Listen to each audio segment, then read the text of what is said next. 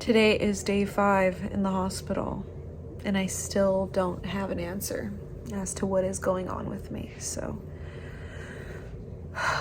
trying to just keep my cool, trying to keep my sanity.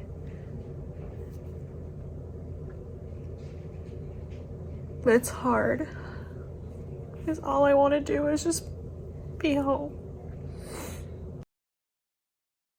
Monday morning, I wake up with really bad chest pain, and I thought it was just like the way I was sleeping, because I sleep like this on my side, and I thought maybe because I was like that the whole time it made it sore.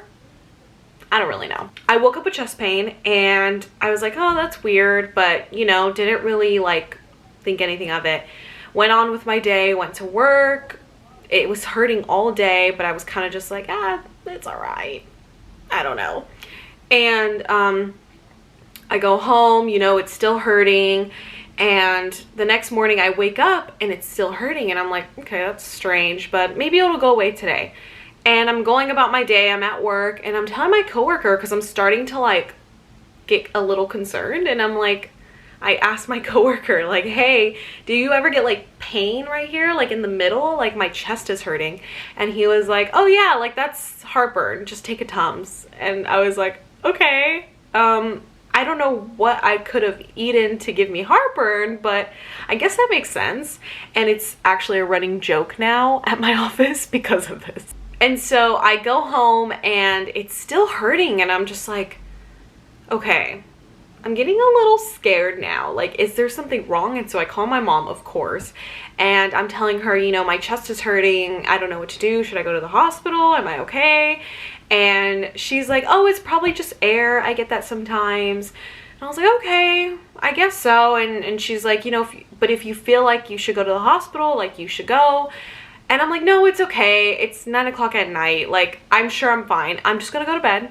And if it hurts tomorrow in the morning, then I'll go, because then that'll be my 3rd day of having this pain. Wednesday morning, I wake up and I still have the pain, although it's not as strong as it was the past 2 days. It definitely was less, but I was still like, I still feel it. This is definitely something you should not be like, nah, it'll go away, it's fine. So that's what I did. I basically looked up on my insurance plan all the hospitals nearby that covered my insurance, and I was still like, I don't really want to go because it's $350 emergency fee, and what if there's nothing wrong with me and I spent $350 for no reason?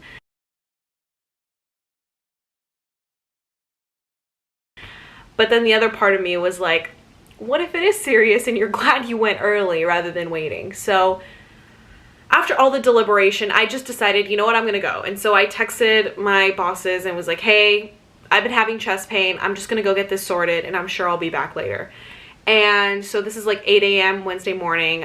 I'm so annoying. I wanted to go to like a really nice hospital because I was scared. I don't know, like I'm all alone in New York. I looked up what was the best heart hospital nearby, and it was in the Upper East Side. And so I live in Brooklyn. So I got on a subway, multiple subways. I got on multiple subways, took an hour long to get there, and then I walked from the subway exit to the hospital.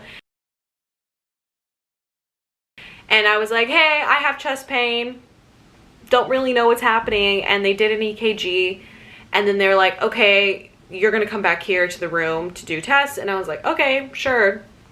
Still didn't think anything was wrong with me. They take my blood, they do an echo, I did a CT and another EKG, and also like an ultrasound of the heart. So I did a lot of like things regarding my heart that day. And basically my doctor, after a few hours, came back and told me that my troponin levels were really high, and that is something they see in older patients who have had heart attacks.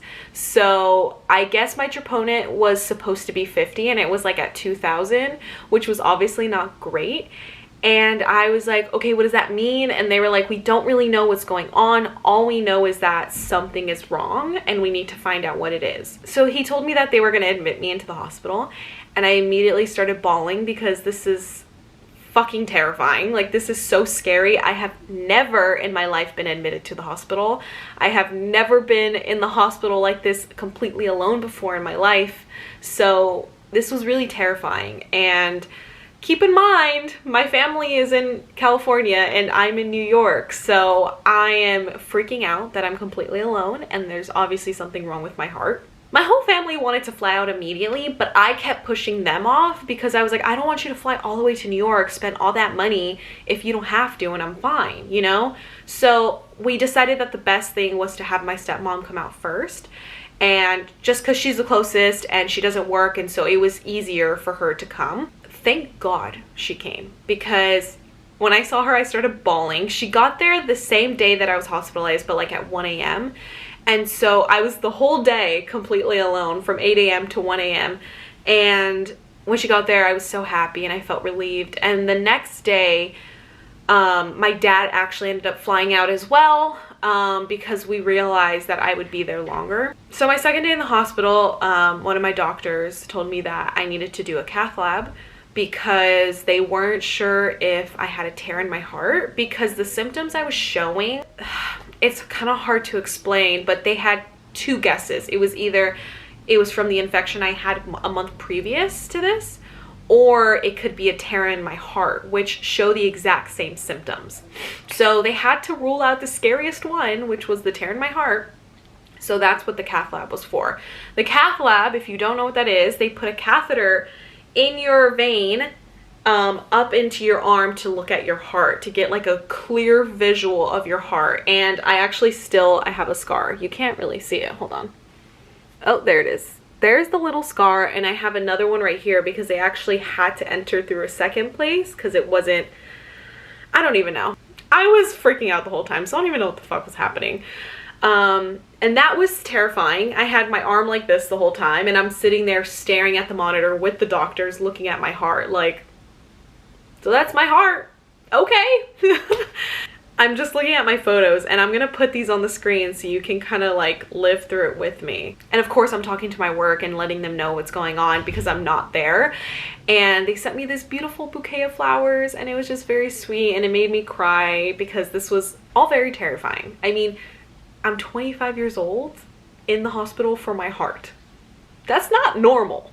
Day 3, my whole family is there. My mom, my stepmom, my dad, and my brother. They're all in the hospital with me, and I feel like so relieved knowing that my whole family is there finally. Then they give me the results of the cath lab. They say that I don't have a tear. So they said there's damage and stress to the heart wall, which means that there is something causing that. They just still don't really know what it is. But thankfully it's not a tear, so that's good news. But bad news is they still don't really know why. So then they tell me I need to do a cardiac MRI, and MRIs are fucking scary. Then I finally do the cardiac MRI. They told me that everything looks good and everything's clean, and now at this point, the only thing that they think is causing this is the infection I had a month previously, which is causing inflammation of my heart. It's just sometimes infections can travel to your heart and cause inflammation. And so, you know, we're all relieved. We're like, okay, cool, like that's fine. And so she gives me anti-inflammatory medicine that I was already taking, but they just, you know, continued it. And so she told me I was going to be on this medication for 3 months, possibly longer, but they wanted to start with 3 months and do follow-ups. Yeah, I left the hospital 2 days later, and the annoying part is that I still don't really know what is wrong with me. They gave me a diagnosis, but they didn't really feel sure, which didn't make me feel sure. You know what I mean? Like, if my doctor is confused, I'm definitely confused. I'm extremely confused. You're confused. I'm fucking confused, bro. So skip to 2 weeks later, I have a follow-up with my doctor, and I go to see her, and I tell her, you know, I feel fine. I haven't had any pain. I've been taking my medicine and blah, blah, blah. She asked me a few questions, and then she tells me that my blood work, because I did blood work and blood cultures when I was in the hospital to check for like diseases and like all these like extra things. She told me that it came back positive for lupus. So basically, she wanted me to meet with a specialist, which I believe it's called a rheumatologist. I looked it up, obviously. She wants me to meet with a rheumatologist and that they would reach out to me, and I still haven't heard back. And I had my appointment like 2 weeks ago, so I need to call and make an appointment with a specialist to check if I have lupus or if it was a false positive, which is just great. I am on top of the world. As you could imagine, this is why I've been putting off this video, because I still don't really know what's wrong with me. I might have lupus, I might not. That's terrifying because that is definitely something I'm gonna have to live with, and so I hope I don't have it.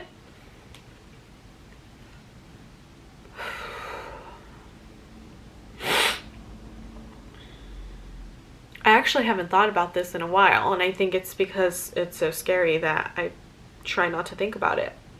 I have another appointment with my cardiologist, just another follow-up in about a month, and that is to check on, you know, the medicines I've been taking. Hopefully I can stop taking it at that point, or we'll figure out what's going on, like next steps. She also wants to do a bubble test, and I don't really know if I want to do it because there are possible complications that could happen, and I'm just not sure if I need to do this test if the lupus is what's causing the inflammation, because it could be from the infection or it could be the lupus inflaming my heart, because lupus causes inflammation of the organs.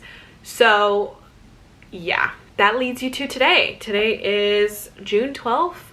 It's a Sunday. I don't really know what's going on, but I take my medicine and I go about my day, and I try not to be terrified all day about this. And that's pretty much it. That's the story. Not really exciting or informative.